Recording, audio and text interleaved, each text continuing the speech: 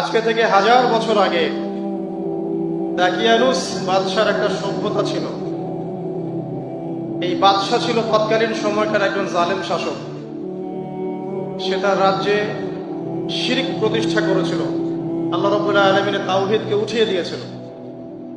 সে তার রাজ্যে নবী সাল্লাল্লাহু আলাইহি ওয়াসাল্লাম, তৎকালীন সময়কার যে নবী আলাইহিস সালাম, তার সুন্নাহকে উঠিয়ে দিয়ে নিজের মন গড়া আদর্শ বাস্তবায়ন করেছিল দাকিয়ানুস বাদশা।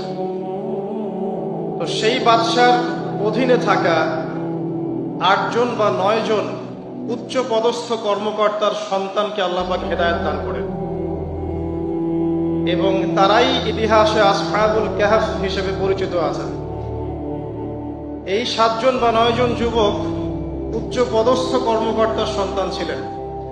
তারা তাওহীদকে চিনতে শিখলেন, আল্লাহ রাব্বুল আলামিনকে চিনতে শিখলেন, শিরকের সাথে তাওহীদের আপোষ করলেন না, সুন্নতের সাথে চলমান জাহিলিয়াতের আপোষ করলেন না। এর ফলশ্রুতিতে তাদের উপর নির্যাতন নেমে আসলো। রাজা তাদেরকে 3 দিন সময় দিলেন। 3 দিনের মধ্যে যদি তোমরা তোমাদের ধর্ম ত্যাগ না করেছ, তাহলে তোমাদেরকে মৃত্যুদণ্ড দেওয়া হবে। তো সেই 7 জন বা 9 জন যুবক ওই রাষ্ট্রের মধ্যে কোনো অরাজকতা সৃষ্টি করলো না, বরং তারা সাইলেন্টলি সেই রাষ্ট্র থেকে চলে গেল। সেই ফিতনাপূর্ণ জাহেলি পরিবেশ থেকে নিজেরা আস্তে করে সরে গেল, সেখানে কোনো রকম ফাসাদ সৃষ্টি করলো না। যাওয়ার সময় তারা একটা কুকুরকে সাথে নিয়েছিল, যেই কুকুর বছরের পর বছর তাদেরকে পাহারা দিয়েছে গুহার মধ্যে। চলতি পথে একটা গুহায় তার আশ্রয় নিয়েছিল, যে গুহার মধ্যে তারা ঘুমিয়ে পড়ে, এবং আল্লাহ রাব্বুল আলামিন 309 বছর পর তাদের ঘুম ভাঙান। 309 বছর পর যখন ঘুম ভাঙল, তারা ক্ষুধার্ত ছিলেন, একে অপরকে জিজ্ঞাসা করছিলেন যে কেম লাবিথতুম, তোমরা কতদিন ঘুমিয়েছো? একজন বলছিল লাবিথনা ইয়াওমান আও বা'দা ইয়াওম, আমরা হয় একদিন ঘুমিয়েছি বা একদিনের কিছু অংশ ঘুমিয়েছি। যাই হোক, তারা ক্ষুধার্ত ছিলেন, তাদের পকেটের মধ্যে কিছু মুদ্রা ছিল, আর সেই মুদ্রা বর্তমান সময়ে চলমান মুদ্রার মতো ছিল না। বর্তমান সময়ে যে চলমান যে মুদ্রাগুলো আছে, যেখানে গোল্ড এবং সিলভারের কোনো অনুপ্রবেশ নাই, যদিও বা কোরআন এবং সুন্নায় গোল্ড এবং সিলভারের কয়েনের কথা আছে, তবে পশ্চিমা সভ্যতা এটাকে হারাম করে দিয়েছে।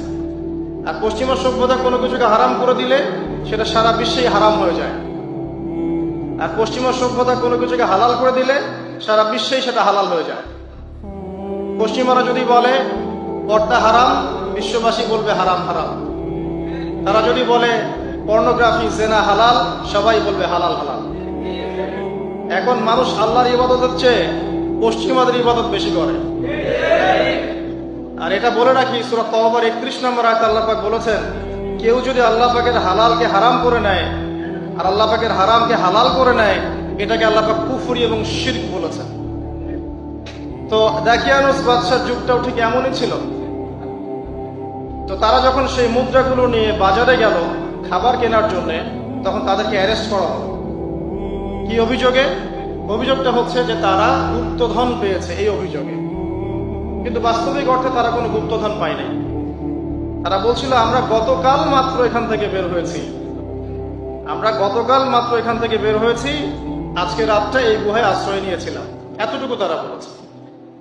যাই হোক, তথ্য প্রমাণ যাচাই করে দেখা গেল যে তারা যে ঘুমিয়েছিল এতে প্রায় 309 বছর অতিবাহিত হয়ে গেছে, এবং এখন যে বাদশা ক্ষমতায় আছে সে আলহামদুলিল্লাহ একজন তাওহীদপন্থী মানুষ।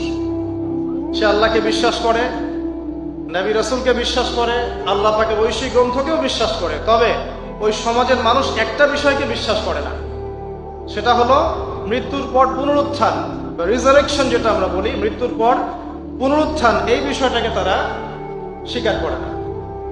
তো আল্লাহ রাব্বুল আলামিন মাত্র 9 জন যুবকের মধ্য দিয়ে পুরো একটা নেশনকে শিক্ষা দিলেন যে মৃত্যুর পর পুনরুত্থান সত্য। যে আল্লাহ রাব্বুল আলামিন 309 বছর ঘুম পাড়িয়ে রেখে জীবিত করতে পারেন, নিঃসন্দেহে সে আল্লাহ রাব্বুল আলামিন লক্ষ কোটি মানুষকে 1000 বছর পরেও জীবিত করতে পারবেন ইনশাআল্লাহ। এতে করে ওই পুরো সমাজটাই তাওহীদপন্থী হয়ে গেল আলহামদুলিল্লাহ। এই হলো আসহাবুল কাহফের ঘটনা, খুব সংক্ষিপ্ত করে বললাম। এই আসহাবুল কাহফ তারা কিন্তু খুব উচ্চ পদস্থ কর্মকর্তার সন্তান ছিলেন এবং তারা ছিলেন যুবক। তারা কেউ কাউকে চিনতেন না, কিন্তু আল্লাহ পাক তাদের মধ্যে একটা হৃদয়ের বন্ধন দিয়ে দিয়েছিলেন। এবং তারা ওই রাষ্ট্রে কোনো ফাসাদ সৃষ্টি করেন নাই, কোনো অরাজকতা সৃষ্টি করে নাই, তারা ভাঙচুর করে নাই, তারা হরতাল করে নাই, অবরোধ করে নাই, কিচ্ছু করে নাই। তারা তাওহীদের দাওয়াত দিয়েছে, মানুষ কবুল করে নাই। তাদেরকে আলটিমেটাম দেওয়া হয়েছে, দিন পরিবর্তন করো, না হলে তোমাদেরকে মৃত্যুদণ্ড দেওয়া হবে। তারা আস্তে করে সেখান থেকে চলে গেছে, জাহেলিয়াত থেকে টোটালি ডিসকানেক্ট হয়ে গেছে। এরপরে আল্লাহ পাক তাদেরকে এমন একটা ঘটনা ঘটালেন যাতে করে পুরো একটা সভ্যতা হেদায়েত পেয়ে গেল আলহামদুলিল্লাহ। শুধু তাই নয়, এই ঘটনা কোরআনে থাকবে, আর কোরআন কিয়ামত পর্যন্ত থাকবে ইনশাআল্লাহ। যত মানুষ কোরআন তেলাওয়াত করবে ইনশাআল্লাহ সবাই এই ঘটনার আলোকে হেদায়েত পাবে ইনশাআল্লাহ। তো দেখুন, অল্প কিছু মানুষকে দিয়ে আল্লাহ পাক বড় কমিউনিটিকে হেদায়েত দিতে পারেন। তাদের দোয়াটা আমরা সবাই করি আজকে। তারা দোয়া করেছিল, রব্বানা আতিনা মিন লাদুনকা রাহমা ওয়া হাইয়্ লানা মিন আমরিনা